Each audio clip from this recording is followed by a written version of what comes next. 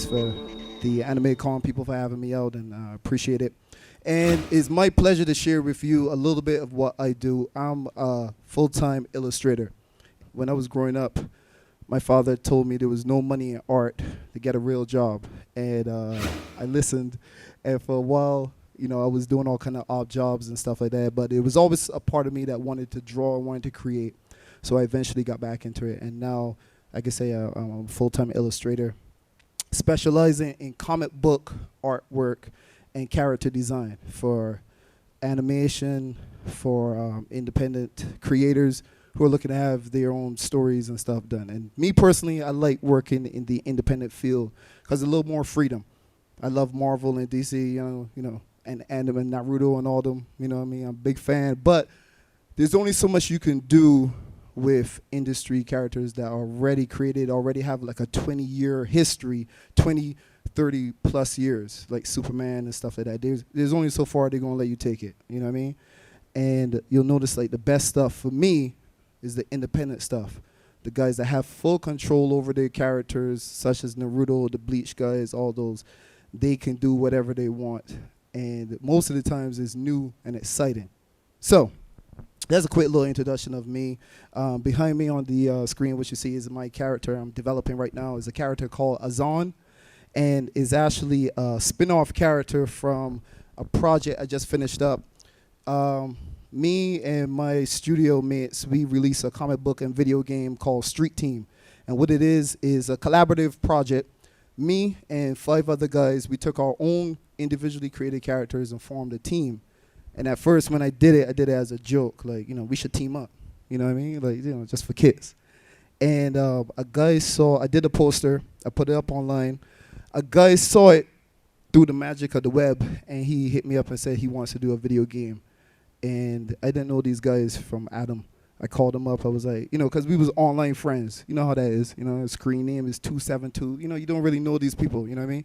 So I called him up. I was like, listen, there's a guy that said that he wants to do a video game based off of this concept. We put aside egos, the craziness of working online and not knowing other people, and we came together and we did a video game and a comic book. Based off of that concept, what I did is that I decided to come out with a spin-off character from this story. You know, I wanted her to be the opposite of the mainstream characters. This is more of my take on what if you were to take a character that was from the Caribbean, mixing hip-hop, mixing graffiti, mixing kung fu, you would have her. So what I just named there were all the things that I like, right? So this is a note-taking class, by the way. I didn't realize if you know, yes, you're going to have to do work, all right? So I don't know if anybody got pens or pencils or whatever. Feel free to jot down some stuff. So what's the first thing that you should probably think of when you're creating your characters? Anybody? What's the first thing that you would say, okay, I want to have the sickest character out there. I want to have somebody new, fresh, different. What's the first thing that you would do? The first thing you think of? Atmosphere, the story. Nice. All right. So you're a story guy, right? For me, it starts off with the story. And then I think of, this is the first lesson, what do you do to make it different, all right? What do you do to make it different? Anybody could do another version of Naruto. Anybody could do another version of Superman because they're already established. So the first thing is, how do you take your idea and make it unique? What's the twist? Otherwise, you're just going to have a copycat. Anybody, we got anime fans in here, right? I'm going to test the knowledge, all right? Anybody know who Star is? Huh? Black Star? No, the character Star? From where? Soul Eater. That's right. The little character. How you like him? How you like him? You cool? I hate him with a passion. Because to me, he's a ripoff of Naruto. You know what I mean? Now, we could be influenced by stuff, yes, but I didn't think it was enough of a twist. You know what I mean? That's just me. So you always want to start off with what's your twist on the story. The second challenge, the most thing, is getting people interested, right? Because you could look at something, it may seem cool. I don't know if you guys like this, but well, what this is too, I'm trying to figure out color schemes, trying to figure out like what's going to be her look. But the second thing is getting people interested. So then you want to try to develop the story a little bit more. And with the development, there's two aspects of that. There's the visual, and then there's the personality. Because you can have a cool looking character all day, but if that person doesn't have any depth, people aren't going to want to come back and find out more about your character, correct? So the other thing you want to do, then you want to start developing the personality. And when you're developing a personality, this is the next lesson. There's three things you have to think of yourself as. You have to think of yourself as a director. You have to think of yourself as a fashion designer. And you have to think of yourself as a casting director. And why are those things important? Okay. As a director, the director of a movie, he's the one that tells people what to do and how to be, correct? So you have to think of yourself as directing your characters. How do you want them to look? How you want them to be? A casting director, he's the person in charge, he or she is the person in charge of finding the character, right? The person that fits the look of what the writer wrote, the description, right? So you have to think now of what your character looks like, and then also think of how they want to move. And then the fashion designer, you have to think of what your character is going to be wearing. So for instance, with my character Azan, Azan is based off of a West Indian deity, a god, like more of a little spirit, and it's supposed to be like a mischief maker. And like I said, what I did was I took all the things that I love. I like rap, I like hip hop, I like kung fu, and I like I like graffiti and those type of elements. So what she does is she's like a urban graffiti hip hop type of anarchist. So my whole thing is like, if she were to really be practical and going through cities and the towns and stuff like that, what would she wear? You know what I mean? And she may not, you know, she would wear certain kind of boots that would enhance her grip, right? She would have certain kind of tools, like you'll notice that on the pants, there's a lot of pockets, which on mine too. I like pockets. I like a lot of stuff. You know what I mean? So that she could carry whatever she would need, and then you'll notice that her look is on the top is that her face is covered. She wouldn't want people to see who she is, that type of thing. So you got to think about what your character is going to be doing, what kind of environment they're going to be in, and all that type of stuff. So the next thing you need to do is in terms of the actual physical design, because like I said, there's two parts. There's the physical, the visual, and then there's the personality. As far as the physical goes, you want to think about that's going to be influenced by your story too. So her story is set in an urban environment, you know, a lot of kung fu people, a lot of violence, fighting, that type of stuff. So I wanted to have her to have a rugged ninja look, and what she does is the scarf there. That's something that is a nod to other anime characters. That you'll notice like a lot of anime characters have that scarf. But I was like, okay, I could have it. Anybody see Incredibles? The Incredibles? I love that movie, you know, because they took, you know, superheroes and they put that twist on it, right? And they deconstructed it. So I was like, okay, I want her to have a scarf. And I did it at first just because I thought it would look cool and other anime characters had it. But I said, okay, what if I'm going to push myself, what's the purpose of having a scarf? Because, you know, somebody could grab it, choke her out, you know what I mean? It could get caught in a fan, you know what I mean? So what I came up with, and please don't bite it because it's sick. I came up with something where as she runs or jumps or whatever, there's these little particles, which is a real thing now they have. There's these particles that comes off from the scarf. So it blocks her from any surveillance. So she can't be videotaped or anything like that, making her practically invisible, right? So now I have a reason for having a scarf. So that's another way you could do it. If you want to have something it's the most ridiculous thing just because it looks cool, at least try to challenge yourself to find a reason why it looks like that. All right? So that's the other lesson too. Challenge yourself. Don't just settle for biting or, you know, just seeing something just because it's cool. So the next lesson. Okay. Now we're going back to the story. There's three types of characters that you have in your story. There's the central character, your main character, your secondary character, and your ancillary character, your background characters, right? For your main character, what you want to think about in terms of the story, you got to think about their emotional, the attitude of the character, their emotions, what they're going through, and you got to think about their purpose. All right, all of that is going to influence the look of the character. For instance, if you had a character that's more of into like heavy metal, tattoos, that type of thing, the way they dress would reflect that, correct? And if you had some person that was more shy, demure, that type of thing, they would be more of maybe a wallflower. Maybe their look will be a little more concealed, conservative. Who said conservative? Thank you, appreciate that. Exactly. So you want to think about the personality of your characters too, and that will influence the look of your character. But when I was designing this character, I pretty much started off.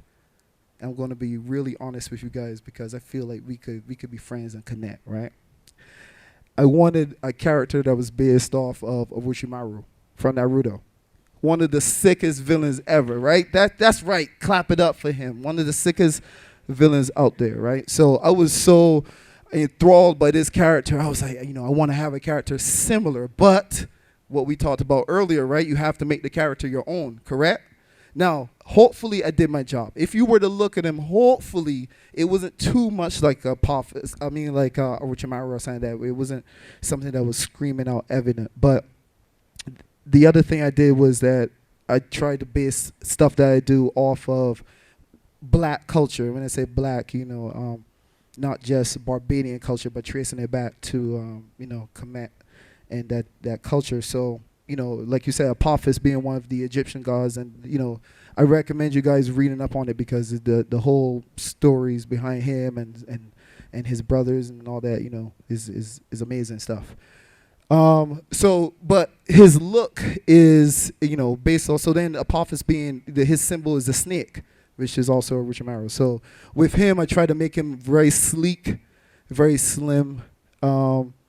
He from his look, the way that he's, his suit is kind of tailored. He's a classy guy. You see, he's got that little kind of bow, like he's almost like a fighter, like he's bowing to you before he cuts your head off. He's very respectful. Yeah, exactly. Hide your wife, hide your kids. I don't know if you guys know who the Shadow is.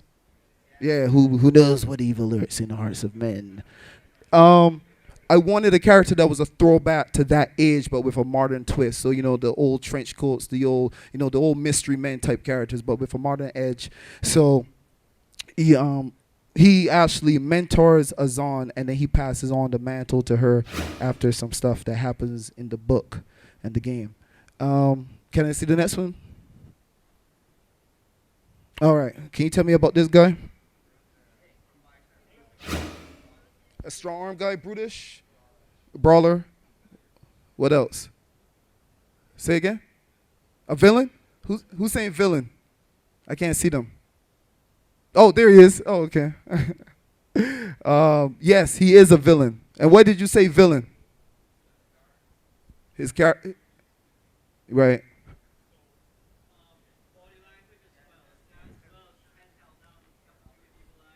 Right. All very good. You guys are good. Exactly. He is a villain. And one of the things you notice is that, who said, I think somebody say a brawler, strong arm? Exactly like that. He is a brawler, strong arm guy. And you notice like one arm is left out. He's got the tattoo. He wants to show his muscles. He wants to show off his body art. Like you said, head down, very, like just mean mugging, just ready to do whatever. Legs stand apart, solid stance. So you want to think about all these things when designing your characters. You know what I mean? Once again, personality comes into play because he's a brawler, because he wants to show people his physical aspects. That's why he dresses the way he dresses and looks the way he dresses. Oh, and just if you could go back to Apophis real quick, like I think it's like 2 more up. There is some similarities in the costumes. I don't know if you noticed that. Go back to. You're right. So there's some similarities, but because he's part of like a group, so they have like a similar look, but everybody's going to be slightly different. So that's another thing. Like I say, I had to make sure that I thought about the coordination and all that stuff too. Can I see the next one? Okay. Who's this guy? It's pretty obvious, right?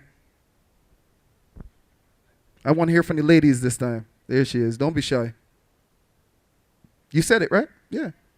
Electricity. That's right. You're right. It's obvious. You don't gotta, electricity. Maybe. Yeah. No, but yeah. So obvious, very, very much what he's about, and with the rocking the leather jacket and stuff like that. And there's a reason he has that look. Like I said, me, I love Gambit. I'm a big Gambit fan. And yes, nothing hurt me more than when Weapon X came out, like the Wolverine movie. Oh God, oh God, it was horrible. It was hurtful. I lost like 2 years watching that picture, man. It was. Anyway, but as much as I love Gambit, the practicality of Gambit is kind of ridiculous. Like nobody is going to be wearing a leather, a trench coat in 100 degrees weather, all year round. It's silly, but it looks cool, right? So with this character, his name is Serge.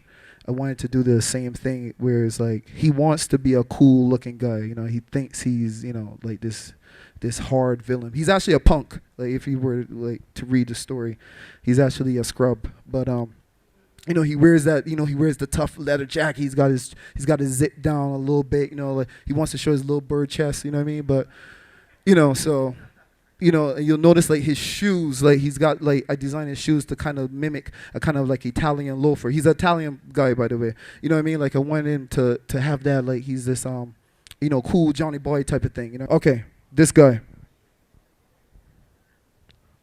Who's gonna tell me about this guy? He's what? Distraught? Strong? Strong? From where? Never hear about it in my life. It's good? It's good?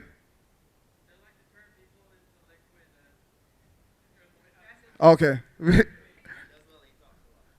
Doesn't look like he talks a lot? Okay, nice. Oh wait, hold on.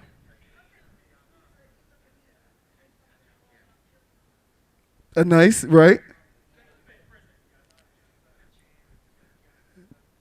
Nice. All right. Who else? Right. Decay? Walking Dead? He looks on dead? Dragon Ball Z? What like the orange or something? Or oh, okay. Oh, okay. Right. Solomon Grundy? He's dead? No, he's not. But if you were to take all your answers and combine them and distill them, all you guys would be pretty much right. This is also another character from the book and the series is on. He lives in the sewers. So you'll notice he has his skin is gray, pale, lack of sunlight. He doesn't talk a lot.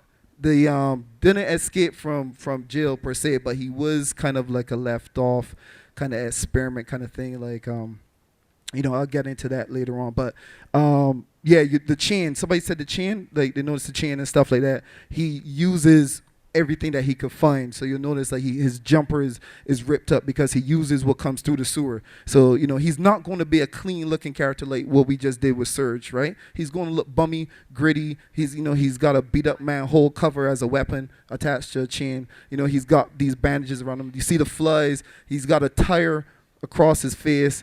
On his back, he's got another manhole cover for protection. So say again. Wait, sorry, too many people. Wait, say again. What's going on over here? This one. Exactly, you're tough. That's how it is when you're black, right? But well, tusk, Tusk, like an elephant tusk. Yeah, and to be honest, it's one of those weird names. It was a name, like who calls a character Tusk, and it was like Are you guys familiar with the Marvel Universe hand guide? I'm going if you could pass these back to the people who actually are like here for the workshop. I don't know if the looks like we got some moms and stuff like that, but if you could pass them out to whoever is has one. But everybody familiar with Marvel Universe, correct? And have you ever seen their Marvel Universe guides? They have stuff where they break down the characters of the personality of the person, the properties of the person. Oh no, it's kind of like you'll see it, but they used to put out these books back in the 80s and early 90s where it was it's called the Marvel Universe Guide, and that's what I use to this day to design my characters. And it was a book you could buy where they had all their characters in their universe, and they had the powers, the names, the weapons, everything. And the thing I love about Marvel, and I recommend anybody looking for these books, and you can find, of course, now you can find them online. What I love about these books is that Marvel was always more science based than say DC. Their characters are a little more godlike. You know, you got Superman just pushing planets like nothing. You know what I mean? And you know, Marvel's characters are always a little more grounded. You got the Spider-Mans and you know even the mutants. You know, the X-Men. They were more gritty. You know what I mean? Feared and hated, and you know you got the Morlocks living in sewers and stuff like that. But what I still use their template to this day. So for the people who do have it, you'll see on here it says real name, aliases, identity, occupation, citizenship, place of birth, known relatives, height, weight, eyes, hair, race, history, powers, weapons, and any extras. And I actually teach a course back in Philadelphia, like an 8-week course at different schools where you know this is what I give the students starting off, and by the end of their 8-week course they have to come up with their own character using all of these properties. And this is something I think you guys should keep with you when designing your stuff. You know, it's kind of like a cheat sheet almost to easily document your characters and help you out with that. And for anybody that's interested, I don't know the name of the table, but I'm downstairs. So if you want to come by later on and we could talk some more about it, I could give you a link for that stuff too.